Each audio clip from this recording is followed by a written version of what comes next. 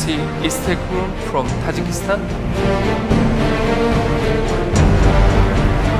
کنید اومد افتادن هجوم از پرتاب فشار و جریمه گل ضربه و گل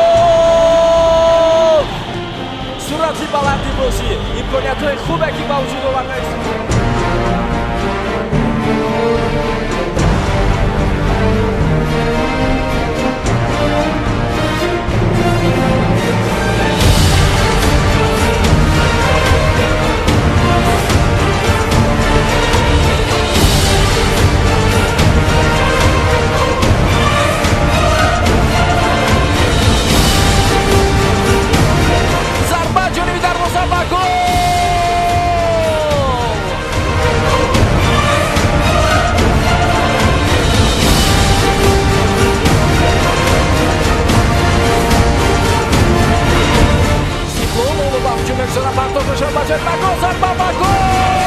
دیلشاد واسیف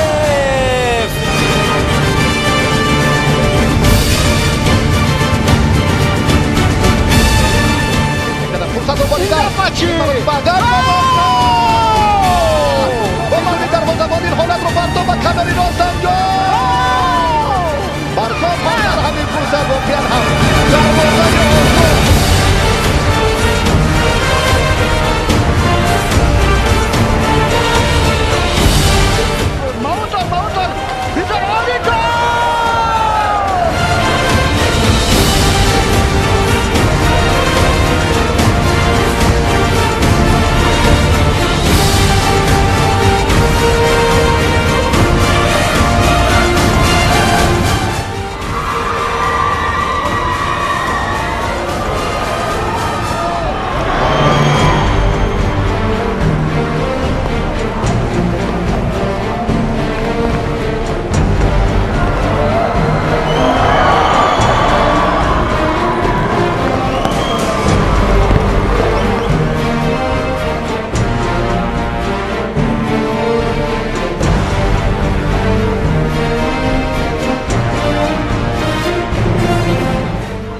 بازیگران آلتی ناصر بینید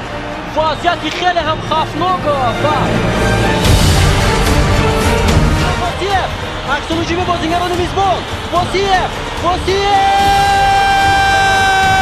آی آی آی دیلشاد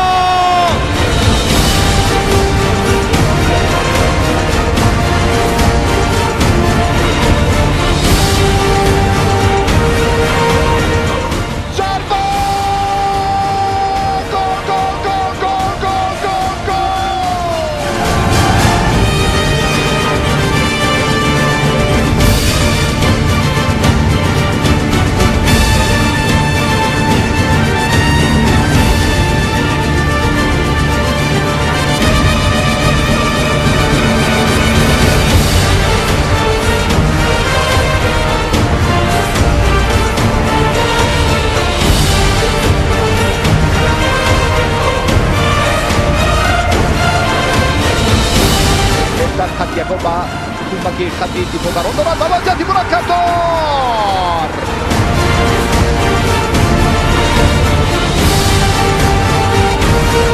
گل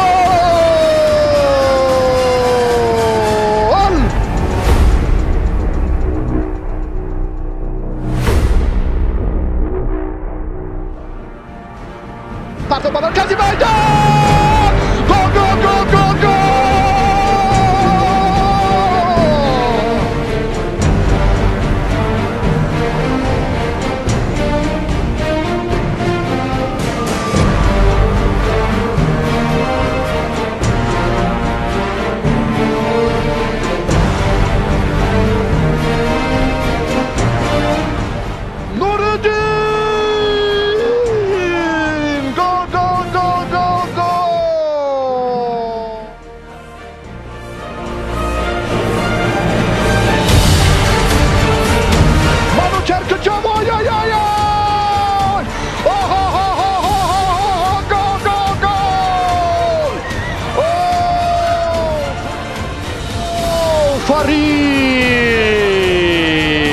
استقلال حریف ارزنده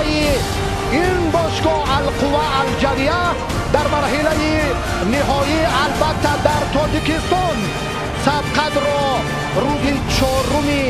نوامبر دایر خواهد نمود.